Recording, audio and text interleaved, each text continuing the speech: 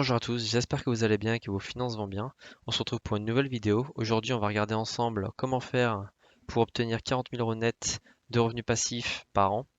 Alors, je dis net parce qu'en France, on a 30% d'imposition sur les plus-values. Et donc là, je voulais vraiment faire un exercice et une simulation où vraiment on prend 40 000 € net par an, soit 3 333 € net par mois. Et donc, pour cela, un petit rappel, j'ai un compte titre sur le courtier de Giro. Je vous laisserai un lien d'ailleurs si vous voulez commencer à investir sur ce courtier aussi, dans lequel je peux acheter des actions et des paniers d'actions.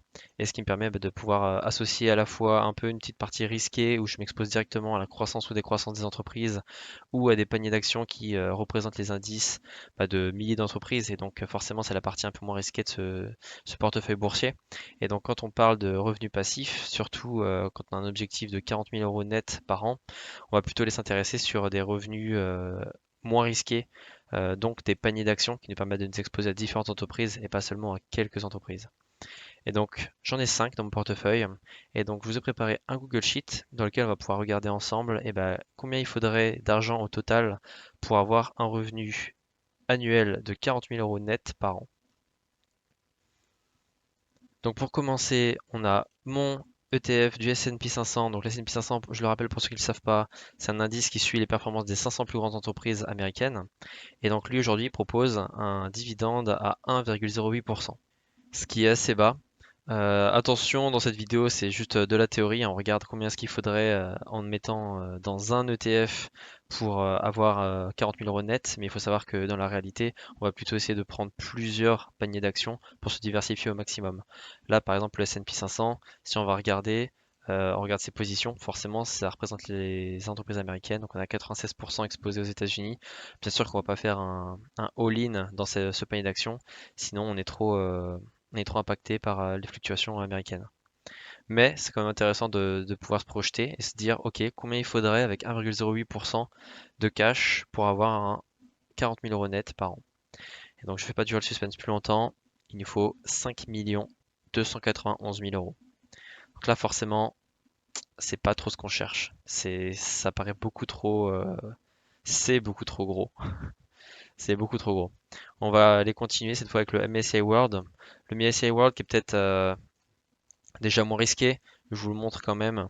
On est sur le MSCI World, donc c'est environ 60% exposé aux États-Unis et le reste dans le monde entier. Donc là, je vous montre rapidement.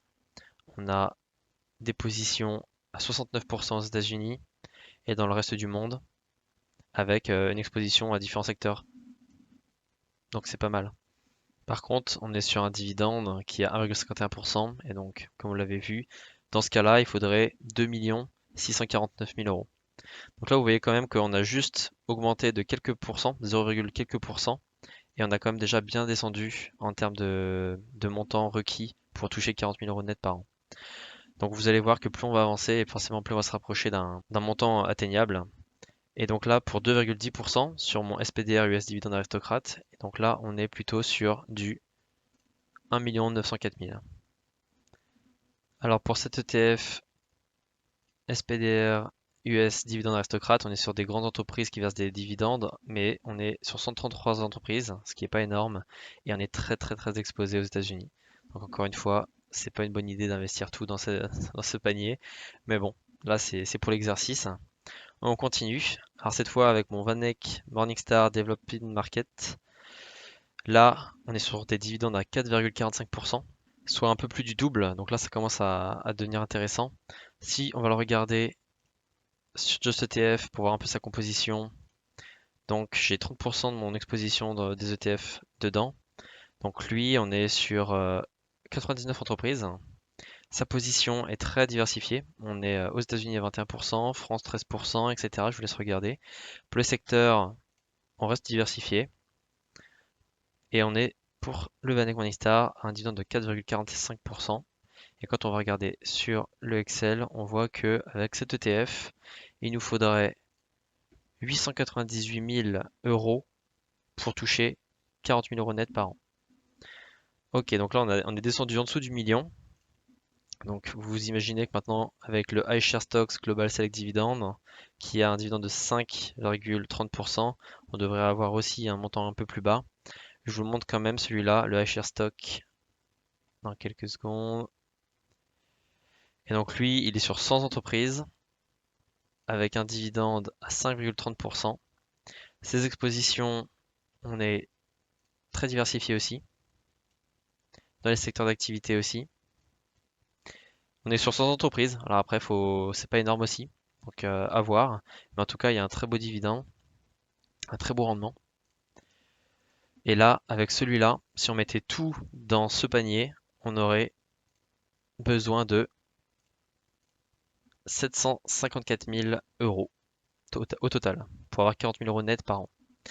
Donc là, comme ça peut vous paraître énorme. Maintenant, l'investissement, c'est un jeu du long terme. Je veux rappeler à tout le monde, là ici, j'ai préparé un petit graphique. Imaginons aujourd'hui, je vous ai montré, j'ai mon compte titre avec 7000 euros de valeur.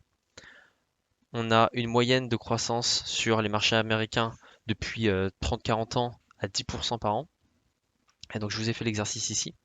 Aujourd'hui, avec 7000 euros, avec 10% d'intérêt pendant 20 ans, en rajoutant 500 euros par mois, donc c'est ce que je fais aujourd'hui, ce que je fais en ce moment, avec environ 10% d'augmentation de mes investissements donc par an, au lieu de mettre 500, l'année d'après je mettrai 550, l'année d'après je mettrai encore 10% de ça, etc., etc. Et bien là on peut voir que 20 ans après, j'atteins 851 903 euros. Donc là, c'est de la théorie. On est sur du papier, mais théoriquement, avec ce plan-là, dans 20 ans, donc là aujourd'hui j'ai 27 ans, donc ça me fera à 47 ans, je devrais avoir un portefeuille d'une valeur de 851 903 euros. Et donc dans ce cas-là, il pourra être intéressant de commencer à regarder où placer cet argent pour commencer à vraiment avoir des dividendes qui me permettent de vivre. Là, c'est même plus que vivre, c'est vivre confortablement. Après, j'aimerais rappeler autre chose. Là, on est sur une théorie d'augmentation des dépôts d'investissement de 10%. L'objectif est d'accélérer forcément ce processus, d'être le plus rapidement à cet objectif. Et donc imaginons, au lieu de faire 10%, j'arrive à faire 15%. Là, je passe à 1 305 000 euros avec cette prévision de juste 5% en plus de dépôts par an en portefeuille d'investissement. Donc, vous voyez que ça va très très vite. Il faut juste augmenter sa capacité d'investissement. Et ça, bah, c'est un peu ce qu'il faut essayer de faire. Il faut essayer d'avoir, à côté de son travail principal, il faut avoir d'autres sources de revenus, essayer de faire d'autres choses. Il y a autre chose à prendre en compte aussi, c'est que les dividendes versés par les paniers d'actions évoluent avec le temps. Donc là, on peut regarder pour plusieurs de mes ETF. Là, on est sur le SPDR. On avait en 2020 un versement de dividende à 2,25%. Aujourd'hui, on a 2,33%. On peut regarder pareil pour un autre. Si on regarde le VanEck, Morningstar, on est sur un dividende à 4,45. En 2020, il était à 3,52. Donc on a une augmentation aussi du dividende. Donc c'est aussi ce que j'aimerais prévoir. Là, ici, on ne le voit pas dans ce graphique, mais j'aimerais que prendre en compte que ces dividendes versés par ces paniers d'actions peuvent aussi évoluer. Donc ce qui accélérerait encore plus ce processus-là. Donc là, voilà, je vous ai fait toute la théorie. Maintenant, je vais essayer de la mettre en pratique. Si vous êtes intéressé, je vous laisse vous abonner, mettre un commentaire si vous avez des critiques ou vous voyez d'autres choses que j'ai pas évoquées. Moi, je vais continuer ça. Euh, et puis on verra bien.